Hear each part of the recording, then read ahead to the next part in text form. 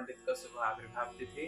तो वक्रेश्वर पंडित होचंती चैतन्य महाप्रभु जड़े विशेष पार्षद।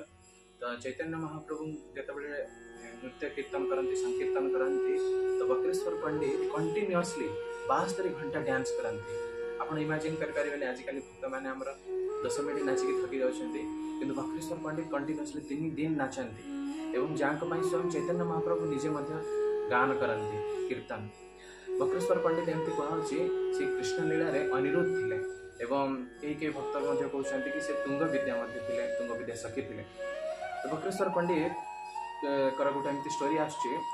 देवानंद पंडित जड़े थे भक्त जे कि बहुत बड़ भागवत कथाकार थे एवं भागवत कथार बहुत भक्त आसती भागवत कथा श्रवण करने।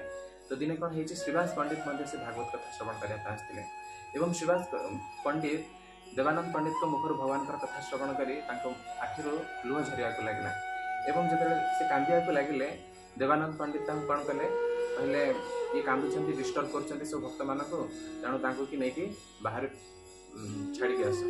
तो जो ये कहले तो कि कथा मध्य जो बाहर को शिष्य मैंने सब बाहर छाड़ी आसिले तो यहाँ गोटे बहुत बड़ा अपराध है श्रीवास पंडित चरण में। तेणु जहाँफल से सब निजर भगवान कथा प्रति भगवान नाम प्रति से स्वाद हरैले एवं धीरे धीरे भक्ति रुचि कमीगला। तो ये हूँ वैष्णव अपराध परिणाम। किंतु तापर कौन है दिने वक्रेश्वर पंडित जे कि महाप्रभुकर विशेष पार्षद थे तो घर को आसते एवं घरे मध्य से एमती कंटिन्यूअसली कीर्तन करते। जो कीर्तन करते तो बहुत भिड़ जमी जाता एवं ये भिड़ भितर देवानंद पंडित कौन कर से भिड़ को कौन कर हटाऊँ साइड कर जहाँफल भल भाव वक्रेश्वर पंडित नाची पारे। एवं यही जो छोट सेवा करते देवानंद पंडित वक्रेश्वर पंडित नृत्य बेले क्राउड को कंट्रोल करते 3 दिन। तो यही सेवा जो से वैष्णव अपराध मुक्त होते और चैतन्य महाप्रभु बहुत प्रसन्न होते और कहते तुम वक्रेश्वर पंडित सेवा करने जो आज तुम बहुत प्रसन्न।